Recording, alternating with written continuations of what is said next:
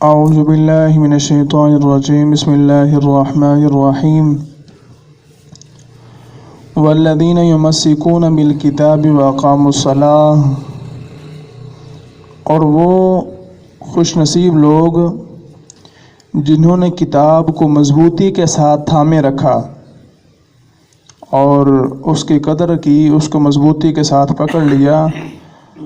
اور اس کو ضائع نہ کیا،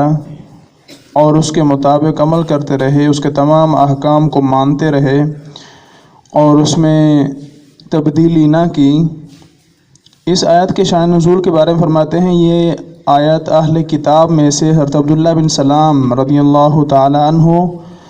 اور ان کے ساتھی جو اسلام قبول کیا جنہوں نے، اور پہلے وہ اپنی کتاب کی اتباع کرتے تھے اور اس میں تحریف بھی نہیں کرتے تھے، اس کے مضامین کو نہیں چھپاتے تھے، اور اس کتاب کی اتباع کی وجہ سے اللہ تعالیٰ نے انہیں قرآن پاک پر عمل جو ہے وہ نصیب کیا اور اس پر ایمان لانا نصیب کیا۔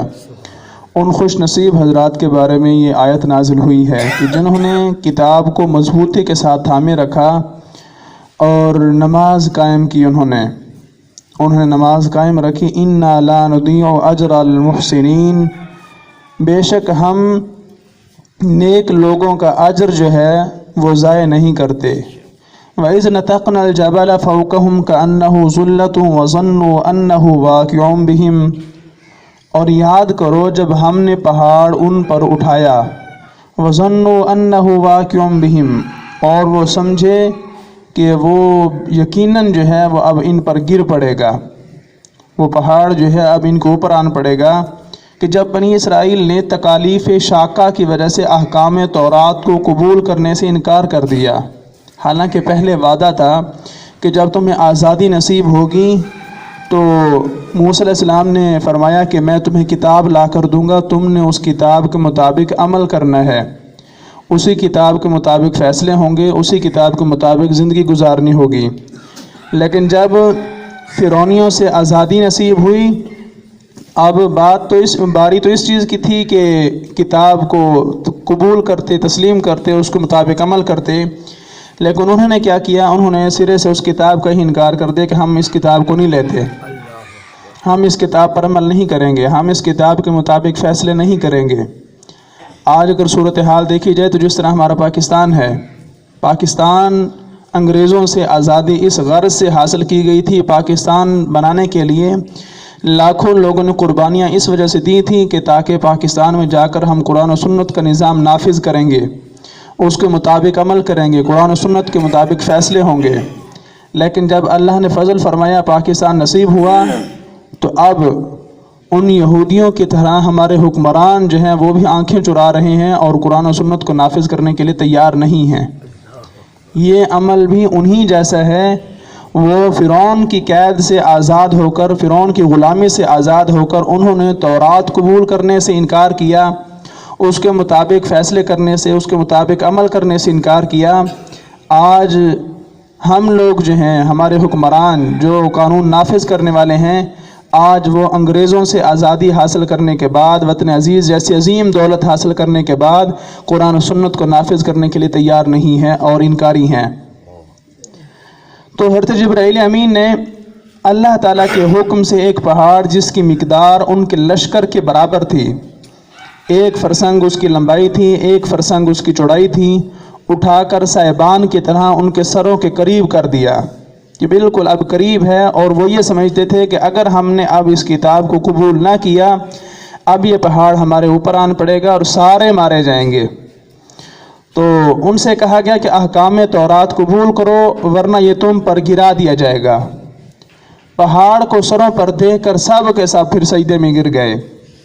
آنا پاکستانی حکام نے بھی اسی طرف ہی ہے، لیکن جوتے کھانے کے بعد نیکی وہی ہوتی ہے جو اللہ کے خوف سے کی جائے۔ جوتے کھانے کے بعد جو نیکی ہوتی ہے وہ میں اس کو نیکی نہیں سمجھتا، نیکی ہے جو صرف اللہ کی رضا کے لیے، اللہ کے خوف سے کی جائے۔ اگر مجبوری کی وجہ سے کہ جناب اگر نہیں کریں گے تو جوتے پڑیں گے، وہ تو لوگوں کے ڈر کی وجہ سے ہے اور خوف کی وجہ سے ہے، وہ اللہ کی رضا کی وجہ سے تو نہیں ہے۔ تو انہوں نے بھی جب دیکھا کہ پہاڑ اب ہمارے اوپر گرے گا تو یہ فوراً سارے کے سارے سجدے میں گر گئے، مگر سجدہ کیا کس طرح کہ بایاں رخسار اور ابرو جو ہے وہ تو انہوں نے سجدے میں رکھ دیا اور دائیں آنکھ سے پہاڑ کو دیکھتے رہے، دائیں آنکھ سے پہاڑ کو دیکھتے رہے، کہیں ایسا نہ ہو کہ جناب ہم سجدے میں جائیں اور پہاڑ نیچے آن پڑے اور پہاڑ ہمارے اوپر گر پڑے۔ بھئی اتنا پتہ نہیں ہے کہ جس نے پہاڑ اٹھا کر ہمارے سروں پر بلند کیا ہے، اگر ہم دیکھتے بھی رہیں گے وہ گرانا چاہے گا تو ہم کون سا اس کو روک لیں گے؟ تو حقیقت تو یہ ہے کہ اس کی خوشنودی، اس کی رضا کو حاصل کرنے کی کوشش کی جائے، لیکن جب ہم اپنی چالاکیاں کرتے ہیں کہ ہم اس کے عذاب سے بچنے کی خود کوشش کرتے ہیں اور اس کو راضی کرنے کی کوشش نہیں کرتے تو پھر ہم ناکام ہوتے ہیں، پھر ناکامیاں ہوتی ہیں، پھر کامیابیاں نہیں ہوتی۔ تو انہوں نے جو ہے وہ دائیں آنکھ سے اس پہاڑ کو دیکھنا شروع کر دیا کہ کہیں وہ ان پر گر نہ پڑے۔ چنانچہ اب تک یہودیوں کے سجدے کی جو ہے وہ پہچان یہی ہے۔ اس طرح انہوں نے کتاب کو قبول کیا اور حکم کیا، خُذُوا مَا آتَيْنَاكُمْ بِقُوَّةٍ، پکڑو جو میں تمہیں دے رہا ہوں، بِقُوَّةٍ، مضبوطی کے ساتھ پکڑو۔ عمل تو کروایا جاتا ہے لیکن پھر وہ زبردستی والی بات ہے،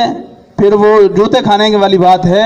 کہ اب یہ اس حکم کو قبول تو کر رہے ہیں، کتاب کو قبول تو کر رہے ہیں لیکن خوش دلی سے نہیں بلکہ عذاب سے ڈرتے ہوئے۔ اور آپ اس جملے سے اندازہ لگا سکتے ہیں کہ خُذُوا مَا آتَيْنَاكُمْ بِقُوَّةٍ، کہ پکڑو جو میں تمہیں دے رہا ہوں، مضبوطی کے ساتھ پکڑو اس کو، کہ اتنی نعمتیں تمہیں دی ہیں، تمہیں فرعون سے جو ہے وہ آزادی دلوائی ہے، تمہارے بیٹے مر رہے تھے، تمہاری بیٹیوں کو وہ زندہ چھوڑ دیتے تھے، اور اتنی مصیبتوں کے بعد اگر تمہیں آزادی نصیب ہوئی ہے اور تم سے وعدہ تھا کہ تم کتاب کو قبول کرو گے، کتاب کو نافذ کرو گے، کتاب کے مطابق فیصلے کرو گے، آج تم سارے کے سارے ہی باغی ہو گئے ہو، تو کتاب کو مضبوطی کے ساتھ پکڑو ورنہ سارے کے سارے مار دیے جاؤ گے۔ تو یعنی کہ عزم مصمم کے ساتھ اور مکمل کوشش کے ساتھ جو ہے ساتھ اس کتاب کو مضبوطی کے ساتھ پکڑو۔ وَاذْكُرُوا مَا فِيهِ لَعَلَّكُمْ تَتَّقُونَ، اور یاد کرو، اس کا ذکر کرو، ما فیہ، جو اس میں ہے، اس کتاب میں جو کچھ ہے اس کو دہرایا کرو، اس کو پڑھو، اس کا ذکر کرو اور اس کو یاد کرو، لَعَلَّكُمْ تَتَّقُونَ، تاکہ تمہیں پرہیزگاری نصیب ہو، تاکہ تمہیں پرہیزگاری نصیب ہو۔ اس مقصد کی خاطر جو ہے وہ تم اس کتاب کو یاد کرو اور جو کچھ اس میں ہے اس کا ذکر کیا کرو۔